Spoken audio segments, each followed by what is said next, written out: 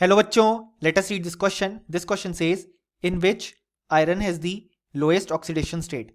और हमारे ऑप्शन हैं option A FeCO whole 5, option B Fe2O, option C K4FeCN6, option D FeSO4 dot NH4 whole twice SO4 dot 6H2O.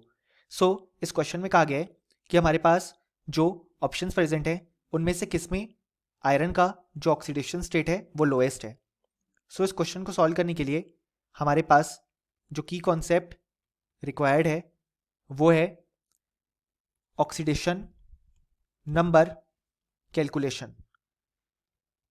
अब यहां पे अगर हम देखें तो हमारे पास ऑप्शन ए में गिवन है FeCO होल 5.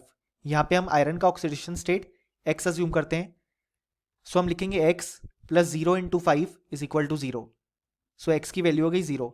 यहां पे आयरन का ऑक्सीडेशन स्टेट है 0 क्योंकि यहाँ पे CO यानी कि कार्बन मोनोऑक्साइड का अगर हम स्ट्रक्चर देखें तो वो होता है कुछ इस तरीके से. यहाँ पे ऑक्सीजन से कोऑर्डिनेट बॉन्ड बनता है कार्बन की तरफ. अगर हम इसे नॉर्मल स्ट्रक्चर की तरह ड्रॉ करें तो वो होगा C ट्रिपल बॉन्ड O, यहाँ पे ऑक्सीजन पे प्लस और कार्बन पे माइनस. क्योंकि हम जानते हैं जब कोऑर्डिनेट बॉन्ड को हम रिमूव करते हैं तो जो स्पीशीज हमारे पास इलेक्ट्रॉन डोनेट करती है उस पर प्लस आता है और जिसकी तरफ इलेक्ट्रॉन जाते हैं वो माइनस चार्ज बियर करता है.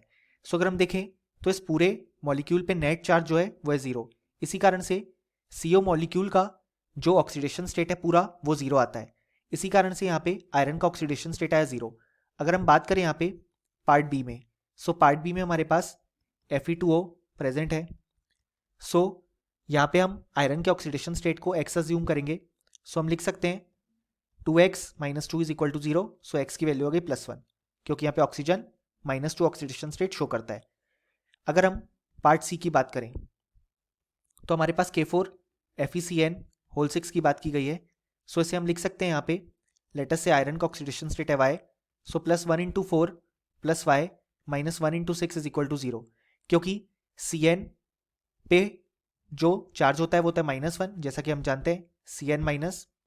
सो इसी कारण से उसका ऑक्सीडेशन स्टेट है -1 और यहाँ पे 6CN प्रेजेंट है तो हमने 6 से मल्टीप्लाई किया. अगर हम इसे सॉल्व करेंगे तो y की वैल्यू होगी +2. सो यहाँ पे आयरन का ऑक्सीडेशन स्टेट है +2.